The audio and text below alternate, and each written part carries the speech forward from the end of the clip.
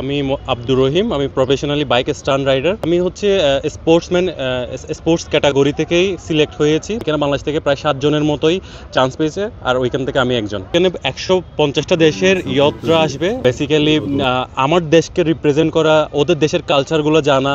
দেন আপনাদের ওইখানে হচ্ছে বেসিক্যালি বিজনেসম্যান থেকে শুরু করে স্পোর্টসম্যান, তারপর আপনার যারা শিল্পী আছে, বিভিন্ন ক্যাটাগরি থেকে বিভিন্ন লোকজন আসবে।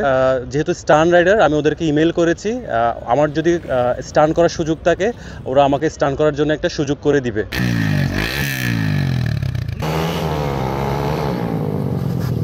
পুরো প্রোগ্রামটা হচ্ছে 4 দিনের। ওয়ার্ল্ড ইয়থ ফেস্টিভ্যাল হচ্ছে 4 দিনের, বাট ওইখানে ওনারা স্পেশাল আরও 3 জন, 7 থেকে 3 জন সিলেক্ট করছে, আমাদেরকে অন্য রিজিয়নে নিয়ে যাবে।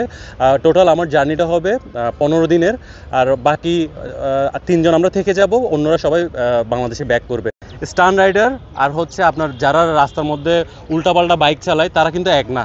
মানুষ বুঝতে ভুলবো যে যারা উল্টাপাল্টা বাইক চালায় তারা হয়তো বা আমাদেরকেই মনে করতে পারে। আসলে আমরা যখন স্টান্ট করি প্রপার সেফটি গার্ড নিয়ে, নি গার্ড পরে, হেলমেট পরে, গ্লোভস পরে, সব কিছু নিয়ে কিন্তু আমরা প্রপারলি সেফটি নিয়ে স্টান্টটা করি। কিন্তু আমরা দেখবেন যে রাস্তায় অনেকে উল্টাপাল্টা বাইক চালায়, তাদেরকে আমরা বোঝানোর চেষ্টা করি আর স্পিডিংটা যাতে না করে। পুরো জার্নিটাতেই 10-12 বছর জার্নিটাতে যদি বলতে যাই, আমার প্রায় 100+ স্টুডেন্ট আছে।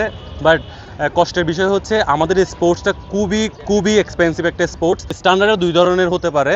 একটা হচ্ছে আপনার উইদাউট হেলমেট, মানে আমরা যে এক কথায় বলতে গেলে ছাবড়ি বলা যায়, তো ওইভাবেও প্রেজেন্ট করা যায়। আপনি যখন প্রফেশনাল হয়ে যাবেন, আপনার সব কিছু নিয়ে যখন আপনি স্টান্ট করবেন প্রপার সেফটি নিয়ে, তখন আপনার প্রেজেন্টেশন, আপনি প্রফেশনালি স্টান্ট রাইডার হিসেবে সবার কাছে পরিচিত পাবেন। সোশ্যাল অ্যাক্টিভিটিস বলতে ব্লাড ডোনেশন থেকে শুরু করে রোড সেফটি, নিরাপদ সড়ক নিয়ে, তারপর হচ্ছে আপনার ট্রি প্লান্টেশন নিয়ে, বিভিন্ন ধরনের সোশ্যাল অ্যাক্টিভিটির সাথে জড়িত।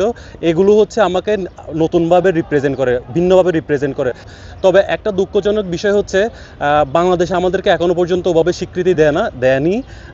আমরা চেষ্টা করতেছি, আমাদের কারণে অনেক দেশ বাংলাদেশকে চিনতে পারতেছে, কারণ আমাদের যে স্পোর্টসটা আছে এটা হচ্ছে পুরো ইন্টারন্যাশনালি একটা স্পোর্টস। বাংলাদেশে আমাদের স্পোর্টসটাকে খুব একটা বেশি প্রাধান্য দেওয়া হয় না।